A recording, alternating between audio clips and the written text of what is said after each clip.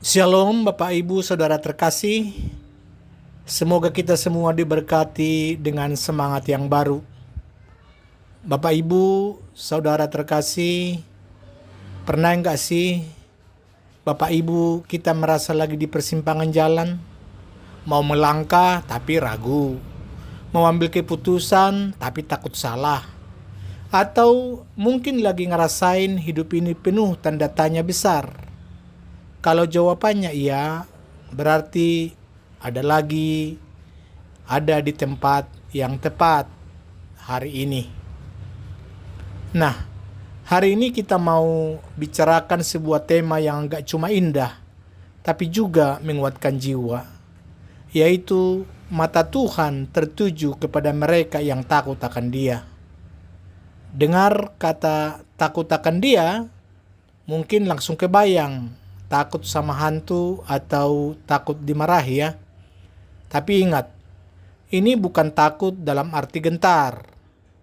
Ini lebih ke arah rasa hormat yang mendalam, kagum, dan menaruh kepercayaan penuh kepada Tuhan. Kita akan belajar dari para pahlawan iman legendaris yang diceritakan di kitab Ibrani, khususnya sosok Abraham dan keturunannya. Mereka ini hidup di tengah ketidakpastian, tapi mata mereka tuh fokus sama Tuhan. Dan yang kerennya, mata Tuhan juga fokus sama mereka. Apa sih yang mau kita dapat hari ini? Yang pertama, kita bakal coba pahami apa itu takut akan Tuhan dalam konteks iman yang bisa menghidupi janjinya. Yang kedua, kita mau lihat gimana sih iman yang sejati bisa bikin kita punya pengharapan yang teguh, bahkan di tengah-tengah ketidakpastian hidup yang lagi kita alami. Dan yang paling penting, kita akan gali sama-sama kenapa ya Allah itu gak malu disebut Allah mereka. Pasti ada sesuatu yang spesial. Ketika kita berbicara soal ketidakpastian, saya jadi ingat cerita lucu. Ada seorang bapak-bapak, dia udah kesal banget sama istrinya. Istrinya bilang, "Pak, kita pindah rumah aja ya, biar hidup kita bisa lebih terencana." Si bapak malah menjawab, "Ngapain direncanain, Bu? Nanti pas sampai di sana juga pasti bingung lagi mau ngapain." Nah, Bapak Ibu, kadang kita juga kayak bapak ini, pengen banget hidup serba terencana. Tapi Tuhan itu punya rencana yang jauh lebih besar dan misterius. Kadang gak sebatas to-do list harian kita. Para tokoh iman yang akan kita bahas ini, mereka punya iman yang luar biasa. Sampai-sampai bisa dibilang mereka berangkat tanpa tahu arah. Tapi satu hal yang pasti, mereka punya GPS surgawi yang mereka percaya sepenuhnya. Jadi, mari siapin hati kita dan telinga untuk mendengarkan. Kita melihat iman yang melangkah dalam gelap. Bapak, Ibu, dan Saudara sekalian, mari kita buka Alkitab kita, atau kalau lagi di jalan, bisa dibuka di aplikasi Alkitab yang di HP ya, yaitu Ibrani pasal 11, ayat 8 sampai 12. Tapi saya tidak akan membacanya sekaligus, karena supaya tidak terlalu panjang. Karena itu kita akan baca ayat demi ayat sesuai dengan hal yang akan kita bicarakan. Mari kita lihat Ibrani 11 ayat 8 sampai 9. Karena iman Abraham taat ketika ia dipanggil untuk berangkat ke negeri yang akan diterimanya menjadi milik pusakanya. Lalu ia berangkat dengan tidak mengetahui tempat yang ia tuju. Karena iman, Ia diam di tanah yang dijanjikan itu seolah-olah di suatu tanah asing, dan di situ ia tinggal di kemah dengan Ishak dan Yakub yang turut menjadi ahli waris janji yang satu itu. Bapak Ibu, ini ayat luar biasa ya. Dikatakan berangkat dengan tidak mengetahui tempat yang ia tuju. Coba deh bayangin, kita disuruh pindah ke tempat yang alamatnya aja nggak dikasih tahu. Ini bukan cuma butuh nyali, tapi butuh iman total. Agar kalau saya disuruh gitu, mungkin udah panik duluan. Ini benaran nggak sih Tuhan? Nanti kalau nyasar gimana? Kira-kira begitu ya. Nah, ketaatan Abraham ini sebagai teladan iman yang murni. Iman itu bukan tentang punya kepastian yang menghilangkan semua pertanyaan. Nggak begitu. Tapi iman itu kesediaan untuk melangkah bahkan di tengah ketidakpastian total. Karena kita punya keyakinan penuh pada pribadi Allah yang memanggil kita. Abraham mungkin nggak tahu persis kemana dia pergi. Tapi dia tahu betul siapa yang memanggilnya. Itulah bedanya. Kalau coba kita aplikasikan, berapa banyak dari kita yang mau pindah kerja tanpa tahu di mana lokasi kantor barunya? Atau memulai bisnis tanpa riset pasar sama sekali? Abraham melakukan hal yang jauh lebih gila dari itu. Ini ngajarin kita satu hal penting. Bapak Ibu, percaya sama pribadi Tuhan. Bukan cuma sama rencananya yang udah jelas dan rinci di kertas. Bapak Ibu, coba perhatikan. Abraham itu tinggal di kemah, padahal dijanjikan tanah. Ini nunjukin bahwa dia rela hidup sementara, gak langsung nuntut kenyamanan atau properti yang mewah. Kenapa? Karena matanya itu udah tertuju pada janji yang jauh lebih besar. Sekarang kita mau melihat di ayat 10. Di sini kuncinya. Sebab ia menanti-nantikan kota yang mempunyai dasar, yang direncanakan dan dibangun oleh Allah. Ini nih yang bikin Abraham rela hidup di kemah dan enggak buru-buru bangun rumah permanen. Dia tahu bahwa ada rumah yang jauh lebih baik menantinya. Kota yang mempunyai dasar yang direncanakan dan dibangun oleh Allah. Bapak Ibu, kota-kota zaman dulu itu dikenal punya dasar yang kuat dan kokoh. Tapi kota surgawi yang dinanti Abraham ini bukan cuma punya dasar, tapi dasarnya itu direncanakan dan dibangun langsung oleh Allah sendiri. Bapak Ibu, kebayang gak sih? Ini nunjukin keabadian, kesempurnaan, dan keamanan yang gak mungkin bisa dikasih sama kota buatan manusia manapun. Iman Abraham itu benar-benar bisa melihat jauh melampaui apa yang kelihatan. Ini mirip kayak kita nabung buat beli rumah impian. Kita rela hidup hemat sekarang karena tahu ada sesuatu yang lebih besar dan indah di masa depan. Tapi rumah Abraham ini jauh lebih fantastis dan pasti nggak bakal kena inflasi atau banjir. Bapak Ibu, bicara soal iman di tengah kemustahilan, kita nggak bisa lewatkan dengan Sarah, istri Abraham. Ayat 11 dan 12 dikatakan, karena iman ia juga dan Sarah beroleh kekuatan untuk menurunkan anak cucu, walaupun usianya sudah lewat, karena ia menganggap dia yang memberikan janji itu setia. Itulah sebabnya, maka dari satu orang, malahan orang yang telah mati pucuk, terpancar keturunan besar, seperti bintang di langit dan seperti pasir di tepi laut yang tidak terhitung banyaknya. Ini bagian yang sekaligus lucu dan menakjubkan. Abraham udah disebut masih pucuk, Sarah udah menopause, tapi janji tetap jadi janji.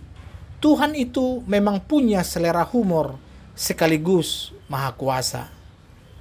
Bapak Ibu, meskipun secara fisik itu mustahil, Abraham dan Sarah tetap percaya pada kesetiaan Allah yang udah berjanji. Iman mereka itu nggak cuma ngelihat keterbatasan fisik mereka, tapi ngelihat Allah sebagai pribadi yang setia pada setiap perkataannya. Dan kesetiaan Tuhan itu melampaui segala keterbatasan manusia dan biologis kita. Ini nih, kayak kita mau bikin kue, tapi bahannya kurang. Tiba-tiba bahannya jadi banyak sendiri, dan kuenya jadi gede banget. Nah, Tuhan itu sanggup banget bikin bahan yang udah nggak ada jadi ada, bahkan jadi luar biasa banyak. Jadi Bapak Ibu, iman itu nggak fokus sama keterbatasan kita, tapi fokus pada kemahakuasaan Tuhan. Kalau Tuhan sudah berjanji, Dia pasti setia menepatinya, bahkan dalam situasi yang paling mustahil sekalipun. Bapak Ibu, sekarang mari kita melihat mata yang merindukan rumah sejati. Bapak Ibu, tadi kita udah lihat bagaimana iman itu bikin Abraham berani melangkah dan percaya sama janji Tuhan di tengah kemustahilan. Nah, sekarang mari kita lihat gimana para pahlawan iman ini memandang kehidupan mereka di bumi ini. Kalau kita baca Ibrani 11 ayat 13 dan 14, dikatakan demikian.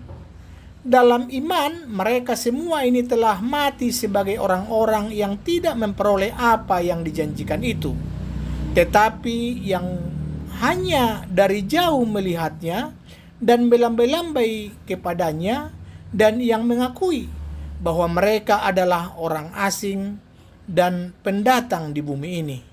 Sebab mereka yang berkata demikian menyatakan bahwa mereka dengan rindu mencari suatu tanah air. Ayat 13 ini kalau kita lihat dalam banget. Mereka tidak memperoleh apa yang dijanjikan itu secara penuh di bumi, tapi mereka dari jauh melihatnya dan melambai-lambai kepadanya. Ada ilustrasi yang indah, dikatakan melambai-lambai kepadanya. Ini dalam bahasa aslinya aspajomai. Kata ini bisa berarti menyapa atau menyambut. Bapak Ibu dan saudara-saudara sekalian, itu tuh kayak mereka melihat kota surgawi di kejauhan dan mereka dengan sukacita menyambutnya, mengakui bahwa kota itu benar-benar ada dan itu adalah tujuan mereka. Sebenarnya meskipun mereka belum nyampe di sana.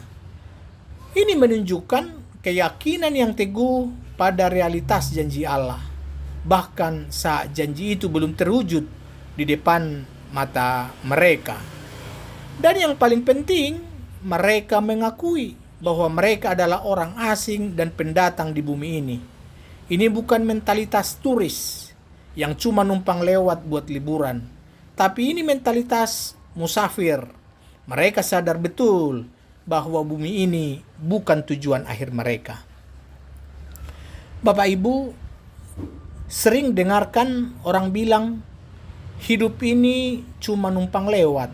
Nah, para pahlawan iman ini benar-benar menerapkannya. Mereka sadar domisili kita memang di bumi ini, tapi KTP surgawi itu sudah diurus sama Tuhan. Jadi kita nggak boleh terlalu nyaman sampai lupa kalau ini cuma perhentian sementara. Kalau kita terlalu fokus sama kenyamanan duniawi, bisa-bisa kita kehilangan kerinduan akan tanah air surgawi kita. Kerinduan akan tanah air di ayat 14 ini bukan cuma nostalgia doang. Bapak Ibu, tapi ini semua pencarian yang serius akan tempat milik mereka yang sejati. Tempat mereka akan benar-benar menjadi warga negara. Bapak Ibu, kalau kita lihat lebih lanjut di ayat 15, ini poin yang penting banget, dikatakan demikian.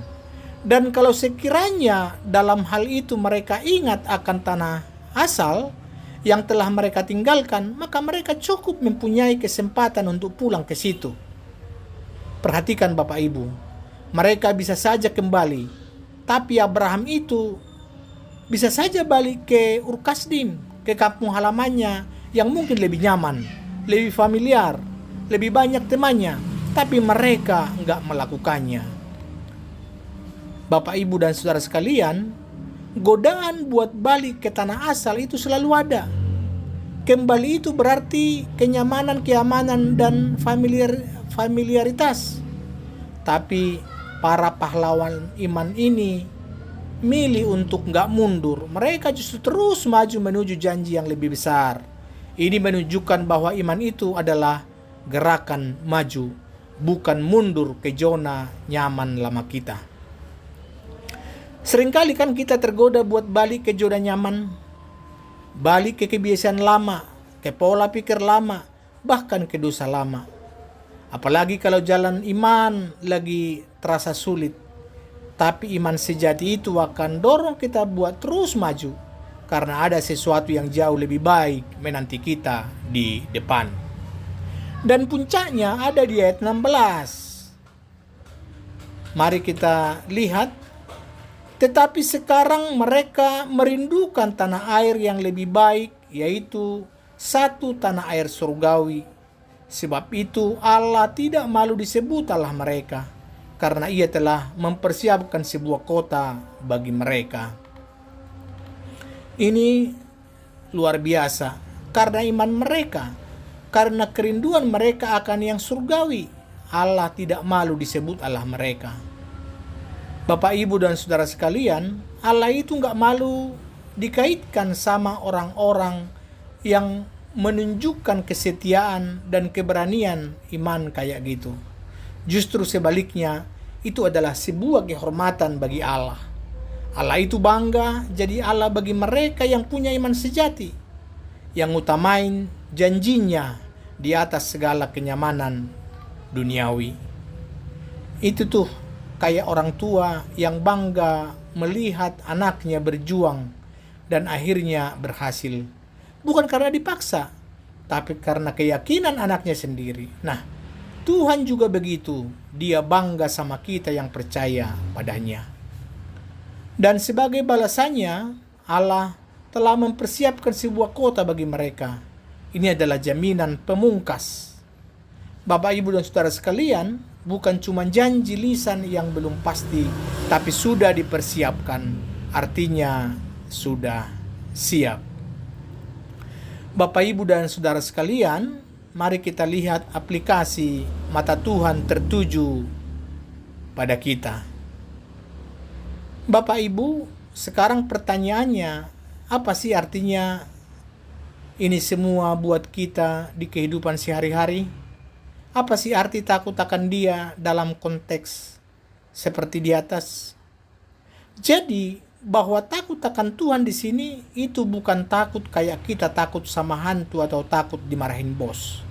Tapi takut akan Tuhan berarti menaruh hormat yang paling tinggi kepadanya, mengandalkannya sepenuhnya, dan memprioritaskan kehendaknya di atas segala-galanya. Bapak, Ibu, para pahlawan iman ini mengajarin kita cara takut akan Tuhan dengan yang pertama, ketakutan mutlak. Seperti Abraham yang berani berangkat tanpa tahu tujuan. Dan yang kedua, ini pengharapan teguh. Kayak Sarah yang percaya bisa punya anak di usia senja. Yang ketiga, bahwa ada kesadaran bahwa dunia ini bukan rumah permanen kita. Dan yang keempat, ada kerinduan akan hal-hal yang surgawi yang jauh lebih baik. Jadi Bapak, Ibu, takut akan Tuhan itu bukan takut kalau lagi ujian terus lalu nyontek, lalu takut ketahuan pengawas. Tapi takut kalau kita hidup gak sesuai dengan kurikulum yang Tuhan kasih. Karena kita tahu Dialah yang paling tahu mana yang terbaik untuk kita. Kalau kita hidup dengan iman seperti para pahlawan iman ini, maka mata Tuhan akan tertuju pada kita. Bapak, Ibu, dan saudara sekalian, apa saja tandanya? Yang pertama, penyertaannya di tengah ketidakpastian. Anda pasti mungkin nggak lihat jalan keluarnya, tapi dia ada di sana di samping Bapak Ibu. Yang kedua, ada kekuatan di tengah kemustahilan. Ketika akal dan kemampuan kita udah mentok, kuasanya justru mulai bekerja. Yang keempat, damai sejahtera di tengah kegelisahan. Kenapa? Karena kita tahu ada kota yang lebih baik menanti kita, sebuah tujuan yang pasti. Yang keempat, keberanian untuk tidak kembali ke zona nyaman lama. Tuhan akan memampukan kita buat terus maju, meninggalkan hal-hal yang dulu mengikat kita. Yang terakhir, penggenapan janjinya pada waktunya. Mungkin gak instan, tapi itu pasti dia bukan manusia yang suka ingkar janji. Lalu, apa langkah praktis yang bisa kita lakukan? Yang pertama, renungkan. Coba deh pikirkan apa urkasdim Bapak Ibu yang mungkin saat ini ingin sekali Bapak Ibu tinggalkan. Tapi Bapak Ibu takut melangkah. Atau mungkin apa kemustahilan dalam hidup Bapak Ibu yang rasanya gak mungkin berubah. Bawa itu semuanya di hadapan Tuhan. Lalu yang kedua, kita latih ketaatan. Mulai dari hal-hal kecil, coba taati firman Tuhan. Bahkan jika di mata kita itu nggak masuk akal atau nggak menguntungkan. Lalu yang ketiga, pandang yang kekal. Jangan terlalu melekat sama hal-hal duniawi. Ingat terus bahwa dunia ini hanyalah kemas sementara kita. Lalu yang terakhir, kita percaya pada kesetiaan Allah. Dia yang berjanji, dia pasti setia menepati. Dia yang gak pernah malu disebut Allah Bapak Ibu. Bahkan dia itu bangga. Bapak Ibu, iman kita sudah sampai di penghujung renungan kita hari ini. Semoga perjalanan iman kita bersama para pahlawan iman hari ini menginspirasi dan menguatkan Bapak Ibu. Jadi intinya, iman seperti Abraham dan para pahlawan lain dalam Ibrani 11 itu mengajarin kita yang pertama, iman adalah ketaatan melangkah dalam ketidakpastian karena kita percaya pada pribadi Allah yang memanggil kita. Yang kedua, iman memandang jauh ke depan menuju kota surgawi yang direncanakan dan dibangun langsung oleh Allah. Yang ketiga, iman mengizinkan Allah bekerja dalam setiap kemustahilan yang ada dalam hidup kita. Yang keempat, iman membuat kita sadar bahwa kita ini adalah orang asing di bumi dengan kerinduan akan tanah air surgawi yang jauh lebih baik. Dan yang kelima, dan karena iman inilah Allah gak malu disebut Allah kita karena dia sendiri sudah mempersiapkan tempat yang indah bagi kita.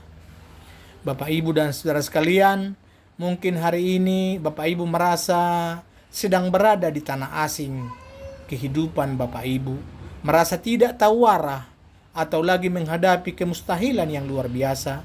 Ingatlah satu hal ini, bahwa mata Tuhan tertuju kepada Bapak Ibu jika Bapak Ibu menaruh takut dan iman Bapak Ibu kepada Allah. Mari kita berkomitmen untuk terus melangkah dalam iman, memandang kepadanya dan membiarkan Allah menjalani kebanggaan terbesar kita, sehingga dia pun tidak malu disebut Allah kita. Amin. Mari kita tutup dengan doa. Bapa Surgawi yang maha baik, kami bersyukur atas firman-Mu yang hidup dan berkuasa hari ini.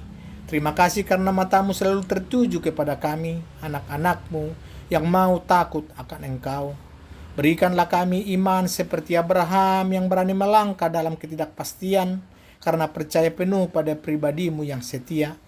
Tolong kami ya Tuhan untuk tidak malu mengakui diri kami sebagai orang asing di dunia ini, melainkan terus merindukan tanah air surgawi yang telah Engkau persiapkan. Berilah kami ketakutan untuk menghadapi setiap kemustahilan dengan keyakinan bahwa Engkau sanggup melakukan segala perkara besar. Lindungi dan sertai setiap langkah kami selanjutnya. Di dalam nama Tuhan Yesus Kristus, Juru Selamat kami dan Tuhan kami berdoa. Amin. Terima kasih Bapak, Ibu, dan saudara sekalian. Sampai di sini pertemuan kita. Semoga apa yang kita dengarkan hari ini bisa menjadi bekal dan kekuatan baru buat pengalaman iman kita semuanya. Shalom, terima kasih, salam berjumpa kembali di lain kesempatan.